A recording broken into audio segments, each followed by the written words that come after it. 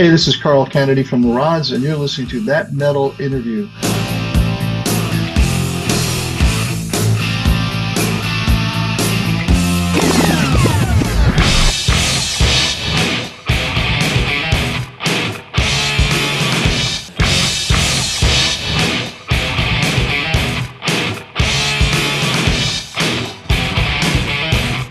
That Metal Interview.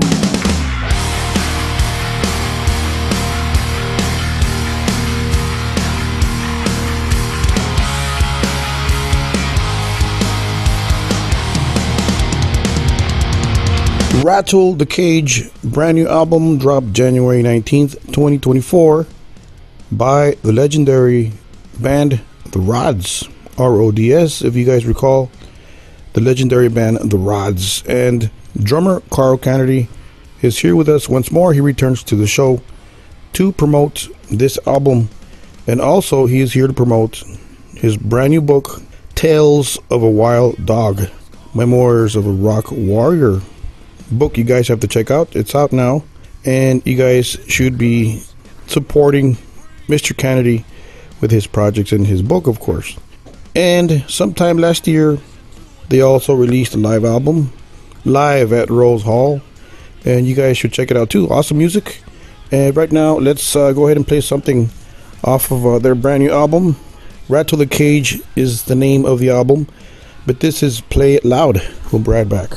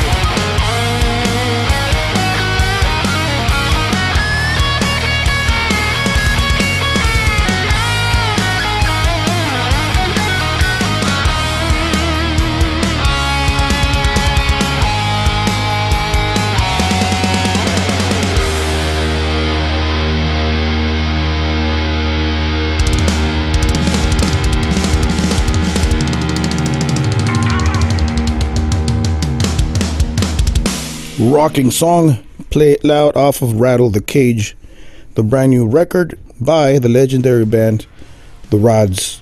And Mr. Carl Canedy is here to promote his book, an album by the band, amongst other projects and bands that he has, right? So let's go directly to the interview and listen to our chat with the great Carl Canedy. Check it out.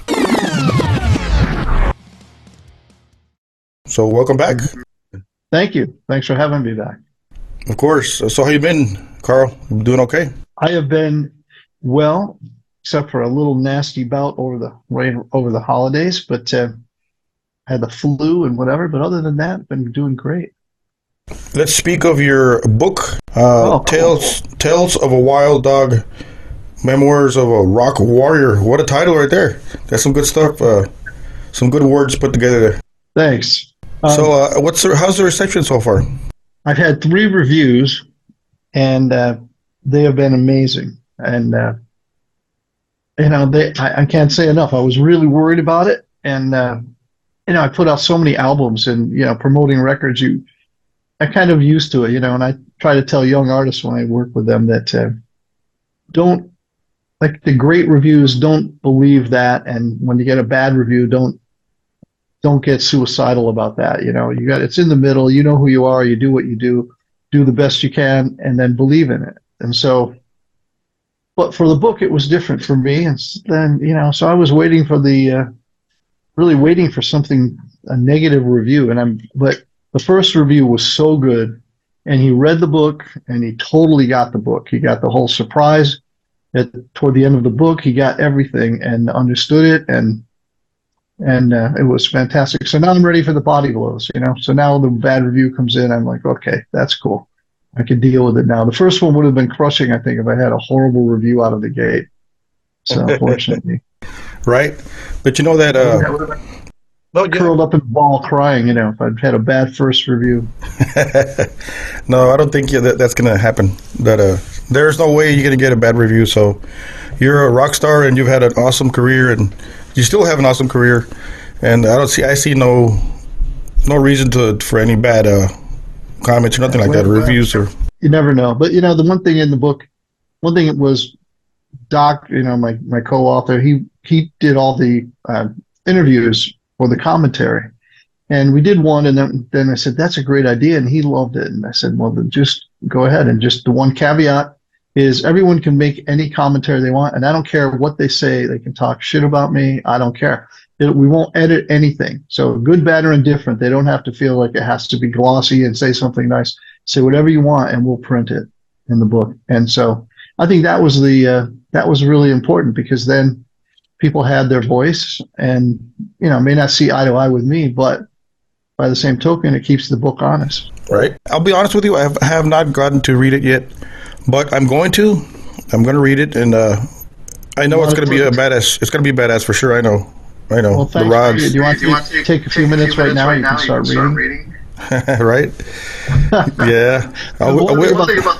One thing about the commentary was it allowed me to, for anybody who had bad things to say, it was cool. But then I knew who to, give the list to the hitman. Right. So as far as the title, Memoirs of a Rock Warrior, Tales of a Wild Dog, how did that come about? Of course, you're the wild dog, but where'd that title come from? I wrote the song Wild Dogs, and we've called our fans Wild Dogs, from that period on, from the second album on. So it was really just made sense. I'm one of the wild dogs. So there we go. It was like a no-brainer for me. Right, very cool title. So why at this point? Why not 5 years ago? Why not 5 years in the future? Why now a book right now, Carl? Well, do I have 5 years in the future? I don't know. I'm pretty old now, so, there's no guarantee about tomorrow, so let alone 5 years. But I've had several interviewers, and one in Russia, and I wish I could think of his name, but we did a 4-page spread, and that was very in-depth. He knew a lot more about my career than I did. And we talked about doing a book, but we realized that in Russia, the time difference and the language, even though he spoke English well, but it wasn't flawless, and I spoke no Russian. So that kind of went by the wayside. And then I was going to do like voice translation, doing what am I trying to say? Where I would get voice dictation and it would translate, but it didn't work. It didn't work well. And then I realized that if I had to type it, it would be stilted and it would change the whole rhythm of what I was saying and how I would say it. I edit myself as I went along. Today I had a very nice day and it was a heavy day. And I thought, no way you can type it. You sound like an idiot more than you do. So Doc Phil Harrington contacted me, and he again knows more about my career than I did. He's been unbelievable, and he knows all the dates. He researches everything. He did all the interviews for the commentary. And when I was like, it was up and down, emotional. Sometimes it was very difficult emotionally, and then other times I was verbose and just spewing my guts. And it's like you got to rail it in a little bit because we had to edit it down from almost 500 pages to 300 pages. So that in itself was really hard. Like he said, you have enough for another book. So Phil was able to take my voice recordings and transcribe them. And that was what made me do it. And I did it for my daughter. My daughter, I wanted her to hear the whole story. And she knows a lot of it now. She's almost 34. So she knows a lot of the history. She's been to a lot of Rod's shows. She sold merchandise for us. She knows what the band's about. And, she's heard all the stories from my childhood and all that. But I wanted her to have it. And now I have a granddaughter. So that was why I did it. And the reason why now is because Doc Harrington came along and said, I'll transcribe your recordings. And so now my daughter has all the recordings in my word, and she can have those and pass them on to her daughter. And now we have a book, and I'm just thrilled that we have the book. It's kind of, I don't know if you write songs or poetry or whatever, anything creative, but when you get it out of your brain, it's cathartic because now it's out. And just like writing a song, I have an idea for a song and I pick up my guitar. And when I get it complete, then it's great. Like I said before, like I've written the same bad song 10 times until I finally get it to a point where I go, okay, good enough. And then I never go back to that idea. It's done. It's out of my brain. And that's how it is with the book. For me, I've told the story now, and it's done, and I'm thrilled. Now if I have anything to deal with, my daughter has a question, it's in the book. And I made it as honest as I could, even though it's a lot of personal things in the beginning, but it's good. I think you have to be honest. Otherwise people will figure it out right away if you're faking it. Yeah, you got to come clean, huh? So that's interesting right there. I'll check it out. How long was the whole process, Carl? I mean, you mentioned sending audio files and to the day of the publishing. What's the length there of time there? A couple of years, months? I'll tell you the process, and it was really for me. It was, I figured, I'm going to put, I'm just going to talk into my phone, and I'm going to knock this out so fast, and it's going to be so easy. And it was. I just would sit there. Sometimes I'd lie on the floor, I'd dictate into my phone, and then I'd send it off to Doc, and it was cool. And so I figured, wow, maybe 2 months, but it took 2 years. 2 years. Wow. 2 years. And, because I'm an idiot, I thought 2 months. I thought, this will be easy. I'll knock this out. And that part was easy to a point. It was, but, telling the story and talking it out, but then Bill would have to transcribe it. And sometimes transcription, and that's what it was. I was trying to remember transcription software, and it didn't work well.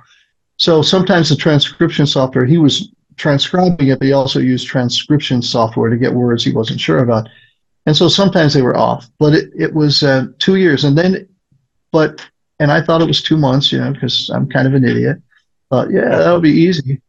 And it wasn't, and it was emotional. There were a lot of things that were very difficult to recount. But once we kind of got the bulk of the book done, then we realized that the publisher, and fortunately, we got a publisher, New Haven Publishing. So if you're looking to buy the book, I'll give myself a shameless plug, New Haven Publishing. They said, your book is going to be as expensive as it is if we can get it under 300 pages, which were 290 some pages. It took, now we have almost 500 pages. So now after we've written the book and gone through all of that, now we have to go through a whole other hell process of now what do we take out? Like what part do we take out? Do we take out this part of a commentary? Do we take out this part of your story? Do we eliminate this? That was really hard. That took months. That was probably a 4 or 5 month process right there. Just trying to figure out what to keep in, what, the Bob Seger song, what to leave in, what to take out. It was hard. So there were a couple of big hurdles that took a lot of time. But I thought 2 months. I thought, yeah, it'll be easy. But it wasn't. Yeah, some people don't know the process. I don't know the process of all that, so I'm learning from what you're telling me. And I saw an interview with Alex of Rush where they asked him if he wants to do a book or put out a book, and he said no. He said no because he saw what happened to Geddy Lee on Geddy's most recent book. He said that Geddy went through hell putting it together and this and that, and he does not want to go through that. So, and I heard Geddy's book. I want to read it. I'm going to buy it. Maybe I'll get it on audiobook actually. But yeah, I heard it was quite a journey for him. I think you don't realize that when you're doing an autobiography, like my childhood was not a great childhood. So there were a lot of things that I wound up reliving and things that I hadn't thought about or things I had compartmentalized. And suddenly those emotions come flooding back. And there were times when I would be talking, I would be in tears. And one of the things we joke about in the book is, sometimes I would choke up and, but I'd send the recording to Doc. And at one point he came back and he had written copious tears. Like, when the hell in my life have I ever said copious tears? Let's change that right away. Because go back to what I said. But it was emotional. And I don't think that I don't know about other people. And obviously Alex, having seen Geddy Lee doing his book, I hadn't realized that when you're going back and you're being honest, it's emotional. You're going to bring up things that maybe you haven't thought about in 30 years, 40 years, 50 years. And, that was the big kick in the ass for me because I just wasn't expecting it to be like that. And but it was also cathartic. So it was a process to go through. I'm glad I did. But yeah, if somebody said, do you want to write another one, like another autobiography or do another? No, thanks. I'm done. One and done for me. I don't need chapter 2 on this one or book number 2. You've had an awesome career, as we all know, Carl. And did you leave anything out from the book, on the book, should I say, in the book? Did you just tell all your stories, or is there a story here and there where you might have said, you know what, I'm not going to tell this story. I'm going to hide the story. And did you come clean, in other words, or is there something you didn't want to tell the people? Okay, James, trying to get me in trouble, right? No. There's some things in the book I was honest about.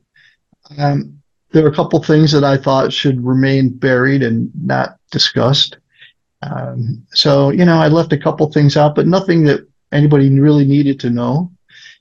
And it would have been would have shined a negative light on a couple of people, and I just wouldn't do that. It wouldn't be worth it. It's not worth it to me. The book wasn't written to diss anybody. It was written for my daughter to know what my life was and my career. And then plus having the commentary so she can see both sides. And I wanted it to be like the commentary to be like when I used to watch the Stones and Mick would talk about what a great show it was and fucking great show, mate. Well, great. And then Keith Richards like, we never played there. Totally contradict Mick. And I thought that's what we want. I want that whole thing, I see it one way and somebody else sees it a whole other way. And that's cool. I love that stuff. So, but it was really written about that. So for my daughter and to have the story and a lot of things, there were, some of the dirt maybe I left out or I didn't whitewash it. I just decided not to, if it wasn't 100% nice or whatever, I just left it out. There was no need to sling mud at this point in my career. Not going to causing something sensational in the book to pick up a headline here or there for what? Like it's at this point in my career, it's not going to change anything one way or the other. Not like I can slag somebody and all the press I get will help me bring myself further along in my career. My career's behind me and I just keep doing what I do. So, Good. and somebody asked me about all the sex, drugs, and rock and roll stories, and there's some stories in there, but there was no need to talk about it, and I've been questioned about it, but I always say, if you're in a band and you can't get laid, then you can't get laid. As simple as that. There's nothing more to say, right? Right. So, So Geddy Lee did run things by Alex. That's what Alex said. As the book was being written and fixed and all that, Geddy Lee would send Alex pieces. I guess in case he might be throwing somebody under the bus or something, or some dirt. He sent it to Alex for him to approve of things and here and there. So I guess Geddy Lee was a bit concerned about that too. Also very polite and considerate. I talked a lot of shit about you, and I probably should have sent it to you first. Make sure you're okay with it. Phil was really a good barometer of what I should and shouldn't say. Like if I said something, whatever, he would say, maybe you want to soften that a bit. And a lot of times I did it on my own, but I wasn't out to do that to slag anybody anyway. So, and plus we have the publisher has an editor who's an attorney. So that was another little safety net to make sure that we weren't getting into anything legal. Where it could be a problem. Yeah, throwing people under the bus. Gotcha. So, where can people purchase your book, Carl? Is there on your social media? Is there a website? All my social media, Carl Canedy on Facebook. They can go there and find links. But really, you can go to New Haven Publishing, but the easiest way is to go to barnesandnoble.com or amazon.com. And when you go to amazon.com, if you type in Carl Canedy, Tales of a Wild Dog, it immediately comes up. If you type in Carl Canedy, it's going to come up with Carl Candy. It'll correct it to Carl Candy. And I don't know, maybe Carl Candy has a good book you might want to read. But if you want to read my book, it's got to go Carl Canedy, Tales of a Wild Dog, and it comes up and on Amazon. So, and the same with Barnes and Noble. So, changing gears here a bit. You're a super, super busy guy. You got a new album also with the Rods, Rattle the Cage, dropped in January 19th. How's that reception so far? How's that going? I can't say enough about how well received. This has been, I would say, the biggest buzz since our first album. People love the album. They're getting great reviews.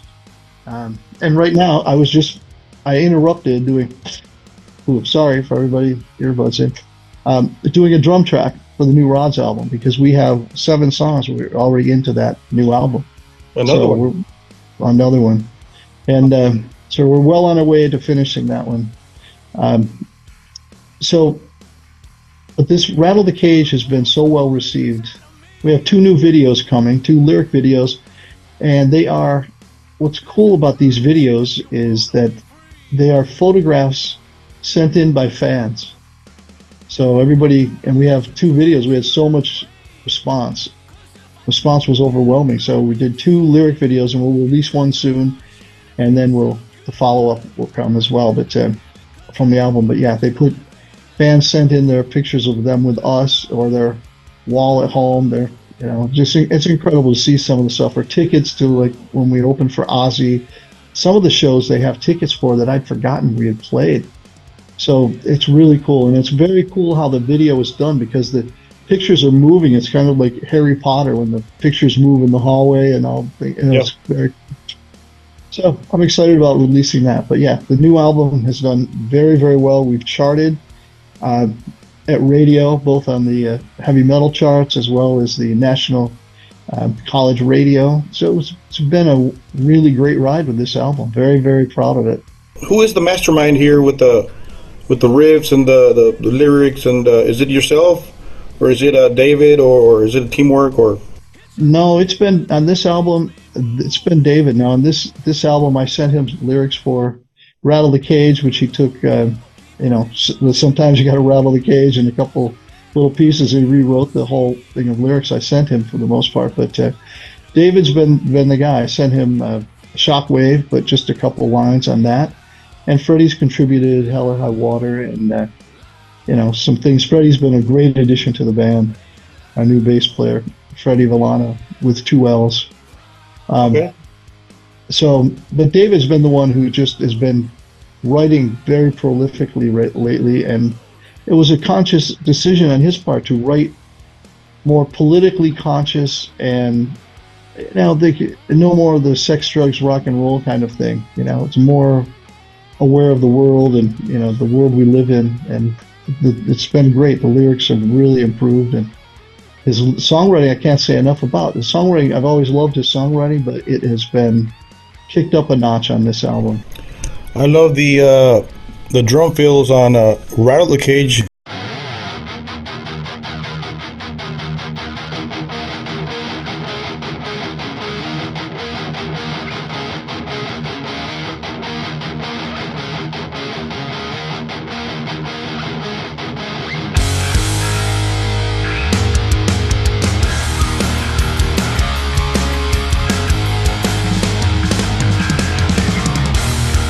The song Rattle the Cage. I saw the video and all that. There's some cool drum licks there. Where do you get your ideas from? And how do you keep in shape? What's your inspiration here? Or do you not listen to other bands here? I try to listen to everything I can. And I'll steal from everybody. I'm not proud, I'll steal from anybody. I've had a passion since I was really young, 4.5. I always wanted to play drums. I still have that passion to play drums, so I try to, stay like aerobicized. I put on my Jane Fonda, and this is for those who are really old. My Jane Fonda little ankle sweats, and I try to dance with my leotard on, stay in shape.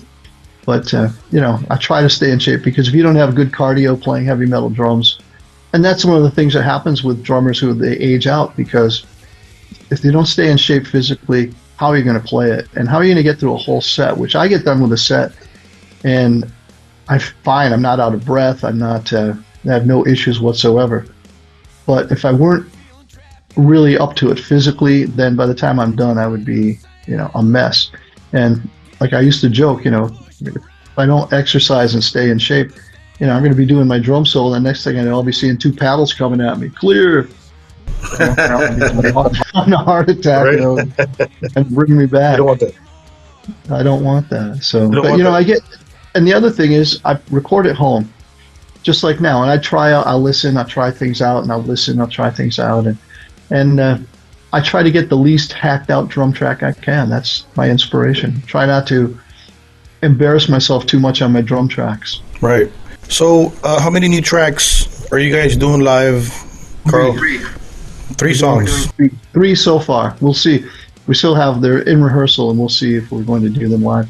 And the other thing, which is going to be really cool, is I've been asking Dave for a long time to rewrite Wild Dogs, because it just was not, we would do it and people love it. It's one of the top Rod songs, really.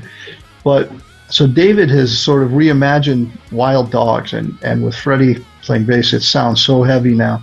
And so we're really excited about playing that live. We haven't brought that song out in a few years, and I'm excited to do that one live. So we have 3 songs from the album, and we'll see if all 3 make it into the live set.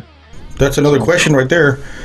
What songs are you going to delete from the set list to fit in the new ones? That must be a task right there, huh? That's one of those things that, having been together, Dave and I have been together 45 years this year. Oh. So we have a lot of material, and so when you go to make a set list, like fans will say, we want to hear this song, we want to hear that song, but there's not enough time. It's not like we're doing a 2-hour show. We're usually doing 45 to an hour and 15, and it's, we have so much material to choose from. So that is a challenge. So we try to change it up a little bit, but there are always those fan favorites that you have to put in. And I always hated going to see a band live, and they would play all of their new album, Like, I don't know your new album. The reason I came here is because I wanted to hear all the stuff you've done before. And I mean, I don't mind hearing a couple new songs, Right. but play every new song because you love it and you know it, but I don't know it. So I don't want to do that, and we don't want to do that to the fans. It's not. I don't think that's the right thing to do. Later on, if we can play the whole album for somebody for the fans when they know the album, then like bands do, they'll do they're doing the entire album, but not for the first time out. So 2 or 3 songs is more than enough, and Rattle the Cage is definitely one of them. Well, it's a badass music that I heard right there. So congrats on that. Which is your favorite track here, Carl? New track. Favorite new track? Like everybody says that all my children, I love them all. It's hard to choose one over the other because they're all my. I think Rattle the Cage is probably my favorite song. It's a bad song. Yeah, it's a bad song. But I do love all the other songs. Now and Forever is fan. And there's so many, and I love them for different reasons. So. Yeah. Also, you guys put out a live album last year, live at Rose Hall. So you guys just don't stop, huh? You guys are super busy.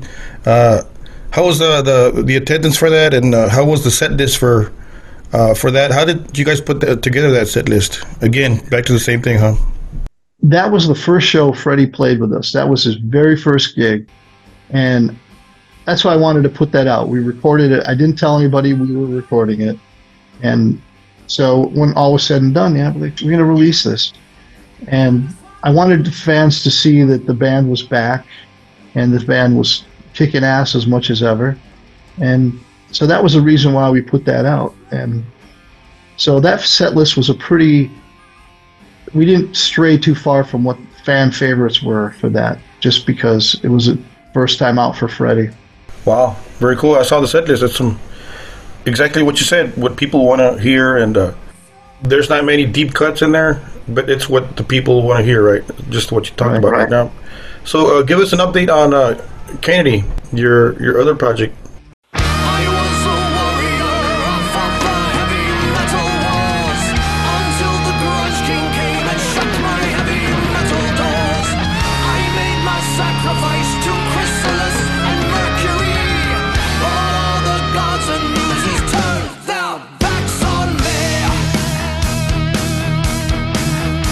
Well, that is funny you say that, because I'm working on the third song from that, and we have 7 or 8 songs completed, and it's really fantastic.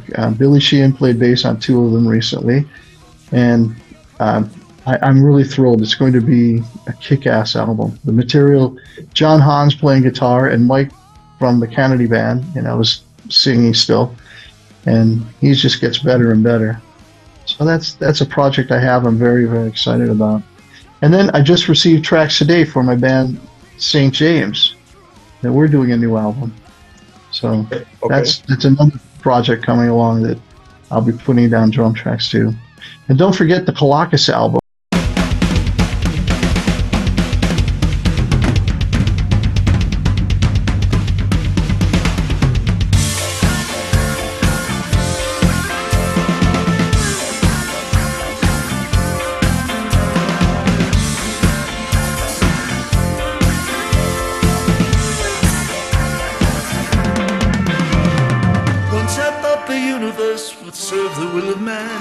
That humans own the future in a grand galactic plan.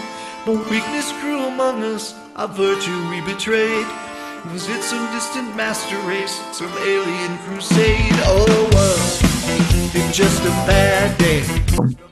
Was released December, and I'm really proud of that. And that's a whole different thing for people who know me as a heavy metal drummer and producer. That album is not heavy metal, but that band, we played so many live dates together. We made a living playing 5 and 6 nights a week and touring all over. And we just had a great rapport. And so making that album, all new material, all new original members, it was like breathing in air, fresh air. Like it was easy, simple. simple to play. I'm not saying simple parts. I'm saying it just locked in. Everything, all the grooves, everything just felt like, perfect. It felt right to be playing with those songs. Super busy. So I can't help but notice your background there. Those are all albums you've been a part of, right? I mean, you got Overkill, Anthrax, and Yeah, they're all. wow. It's, It's just what an honor. more over here too, if you can see Yeah, them. more. But anyway, there's a lot. There's a you see the guitar? Is there a guitar up in the corner? You see Yep. that? Oh yeah. That there we go. Yeah, that guitar was given to me by Larry Berrigan from Hellstar, Okay. and Yeah. I brought it back in my suitcase from Texas. So my boys, James and those guys are so great, and Larry, I call them son, they call me dad. Yeah. I've had them on the show, and they did tell me to say hi to Dad. Uh-huh. Yeah, Larry and James, very cool, down to earth people from Houston, Texas. Yeah, awesome. Hellstar. Oh yeah. They took me to a restaurant where it was the most incredible Mexican restaurant, but literally everything was in Spanish. They had to translate everything was in Spanish. There was like the gringo going into that restaurant. Unless you spoke Spanish, you were screwed. You don't know what. Nobody spoke English, and there was no English on the menu. And but it was the best Mexican. Was so great, very authentic. Is I there lived any? in I lived in California in Culver City when I went like from 9 to 11 and a half. So I lived out there. So I had authentic Mexican food out there. So when I came back here, the Mexican food was like, not not authentic. So I was thrilled to go to a real Mexican restaurant. Reminded me of when I was a kid, the Mexican food I used to get. Yeah, it's different parts of the country. That's right. So, any other project you might want to mention? I know you're a super busy guy. No, those are my projects. St. James coming up, the new Rods album I really am excited about, and the new Canedy album, which I'm really excited about as well. So those are plenty to keep me busy. Plus, I'll be doing my audiobook. If you notice over here in the corner, I actually have my little vocal booth. I don't know if you can see it. I have my portable vocal booth set up so I can start doing my audiobook. Yeah. And so I think right now I have enough on my plate to get done.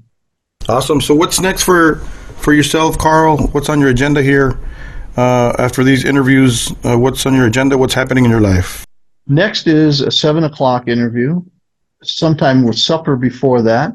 And then the Rods are playing with Jim Florentine April 20th in Ithaca, New York. And then we go to Sweden and do a show at Time to Rock Festival, which we're excited about. And we have a special guest coming, which hopefully that will happen. Adam and the Metalhawks. Adam from Adam and the Metalhawks may be joining us on stage. We'll see, but that's what we're hoping for. So that'll be fun. Very cool. So I'll make sure and check out your book, Tales of a Wild Dog, Memoirs of a Rock Warrior. I'm going to read it, so I'll check it out. And maybe we can see you in Texas soon. Maybe we'll catch you at a gig somewhere in Houston or something, San Antonio. That would be great. I love Houston. I haven't been there in a long time, but Houston, we used to play Dallas and Houston. I mean, some of the heaviest metal fans in the country are in Houston and Dallas. Awesome. So thank you for your time, Carl. I appreciate your time and great talent, rock star for sure, and great work with the new album. And the book, I'm going to get to it, as I said, and maybe we'll see you in Texas soon. Appreciate your time. Sounds good. Thank you, James. A true rock star in all of its definition, Mr. Carl Canedy is a badass drummer and a badass producer, in case you guys did not know that. He's produced a bunch of bands. He did Anthrax. He produced Hellstar, Overkill, amongst a bunch of other stuff. You guys should check out his resume and his catalog of all his productions and works, right? And also don't forget to support Kalaka's band he also mentioned. He mentioned the Rods amongst a bunch of other projects. So check it out. Look for Carl Canedy on social media. That's Canedy. Canedy. It's not candy. It's Canedy. So thank you, Carl, for being a part of the show. Much appreciated from your friend here in the state of Texas, where we still currently spin around the sun. Don't forget to subscribe, guys. Don't forget to download, share. Much appreciated. Don't forget to keep it metal.